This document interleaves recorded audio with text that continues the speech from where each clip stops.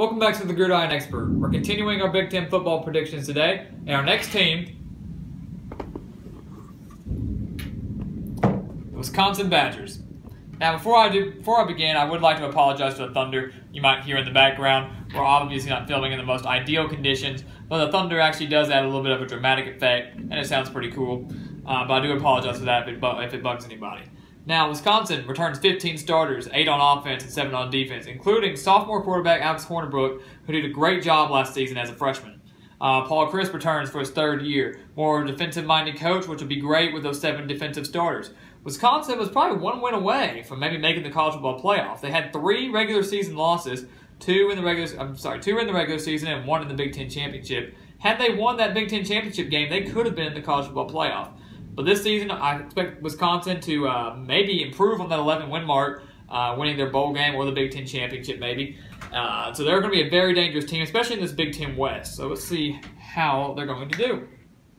Opening up the season against Utah State really shouldn't be a problem there from the Mountain West. I wouldn't overlook them. Utah State usually does give some teams some problems every now and then. But Wisconsin, high expectations, a very talented team. Going to give them the win there. But no doubt the most intriguing game out of their 2 cupcake teams is the Florida Atlantic game. Who is their head coach? We all know it's Lane Kiffin at Florida Atlantic. So that's going to be a very fun one to watch. I have no doubt in my mind that Wisconsin will win this game. It's at home, and they're clearly the better team. But you know Lane Kiffin will pull stuff out of his bag of tricks, try to catch Wisconsin off guard, and try to pull off the upset there. And we also all know that the Florida Atlantic job for Lane Kiffin is more of a ploy to get elevated to a bigger job, much like Bobby Petrino did at Western Kentucky or Gus Malzahn did at Arkansas State. So, but that'll be a fun one to watch with Lane Kiffin being at Florida Atlantic, his first real test in that one. But obviously, Wisconsin gets the win there. And then at BYU, this is really Wisconsin's first big test.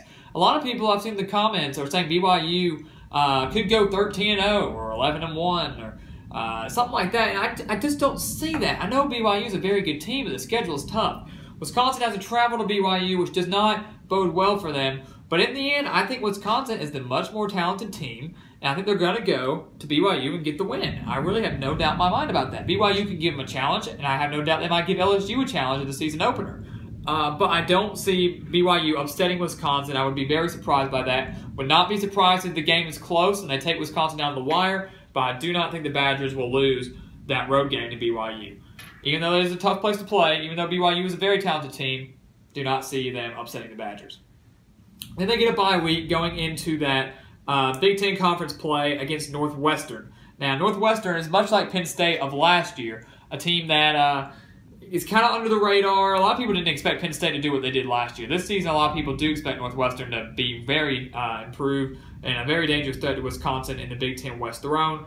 They get Northwestern at home, and I think Northwestern might still be trying to figure out who they are and trying to prove themselves, because that would only be a couple games into the season starting on September 30th. Wisconsin gets this key game at home against a very talented Northwestern team, but I think Wisconsin will get the win over the Wildcats in this one.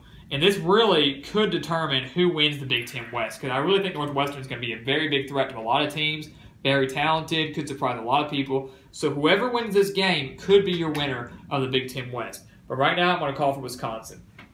And then they get their first road game in Big Ten play against Nebraska, a team that was a kind of a surprise team last year as well, going up to number 7 in the rankings.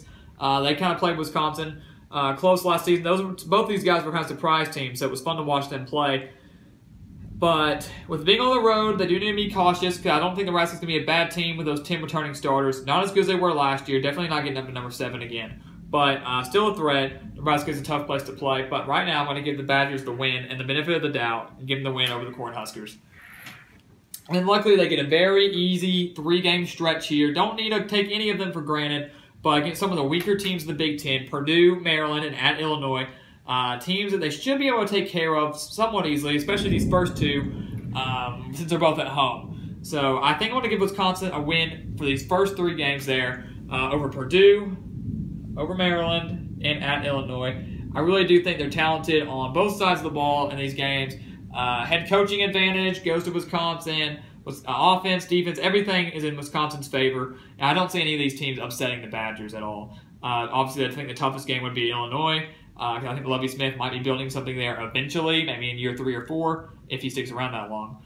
But for right now, I'm going to give Wisconsin a win in all 3 of those. And that's a very key stretch for Wisconsin, a very good stretch for them. And really, the schedule is not that challenging, so they could challenge Ohio State for that Big Ten crown and a college football playoff spot if they can get to the championship game. Then the last half of the schedule, 4 games, 2 on the road, 2 at home, where it gets tough. Indiana, a team that I really like this season. Not like that I'm going to go to the Big Ten championship, but I like them enough that I think they're going to have good success in their first-year head coach, Tom Allen. At Indiana, they've been giving some teams some issues these past couple of years, teams at Indiana especially. They played Ohio State close. They played Michigan close. All that kind of good stuff. And Richard Legault and Nick Westbrook, as I've said repeatedly throughout my videos, are going to be a very dangerous duo. And then the 9 returning starters will be key for Indiana, no doubt.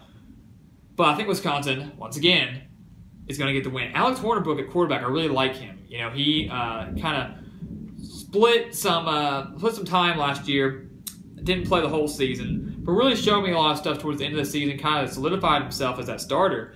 And I think he's only a sophomore, so he did all that stuff as a freshman. He's had all offseason to prepare. I think he's going to be a very good quarterback. It's going to be a fun one to watch between Richard Legault at Indiana and Alex Hornibrook at Wisconsin. Right now, though, going to give the Badgers the win. And then Iowa.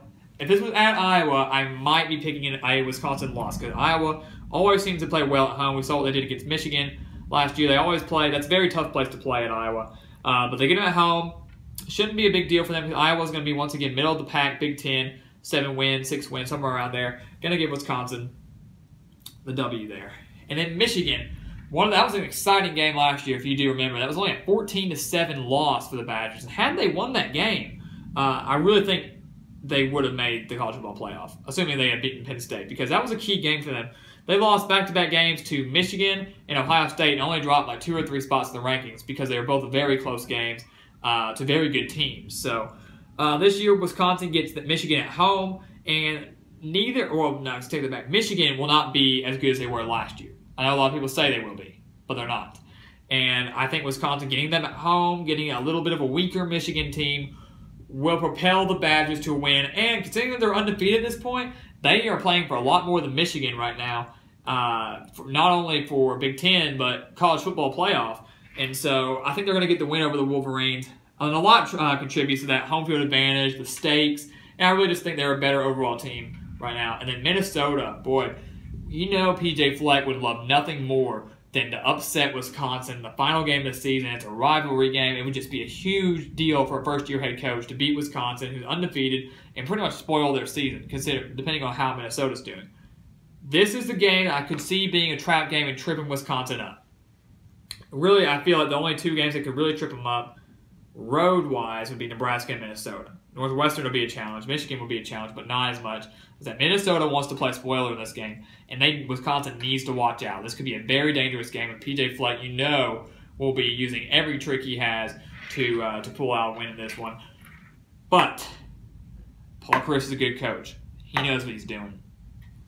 That's going to be a fun one to watch. But I think Wisconsin gets the win. I think they go on the road, defeat Minnesota, because they know what they're playing for. They've pretty much solidified a spot in the Big Ten Championship by this point, I would think. But they're looking more ahead to the college football playoff. And I think they get the win over PJ Fleck and that Minnesota team, who will be a challenge, but not enough to upset the Badgers in the final game of the season. I have Wisconsin actually going 12-0. This is a team that went 11-3 last season, a team that wasn't on anybody's radar last season until they beat LSU in the season opener. But now I have Wisconsin going 12-0, continuing that success. The starters are back. Good head coach is back. Expectations are high, and a lot of people think they could disappoint in the end. Could be overrated. I don't see that happening to the Badgers this season. I have them going 12-0 and meeting Ohio State in that Big Ten championship game with the winner going to the college football playoffs. So that's going to be very exciting. The schedule just plays out so well for Wisconsin this season. I mean, they have some tough road games. BYU, Minnesota, Northwestern could challenge them because they know that they're going to need that win to compete in the Big Ten West. But really, everything plays out. They do avoid Ohio State. They avoid Penn State. So that's going to be key for Wisconsin this season. And I think they could finish the season 12-0 and potentially play for a college football playoff spot. So it's going to be very exciting to watch Paul Chryst and the Wisconsin Badgers this season.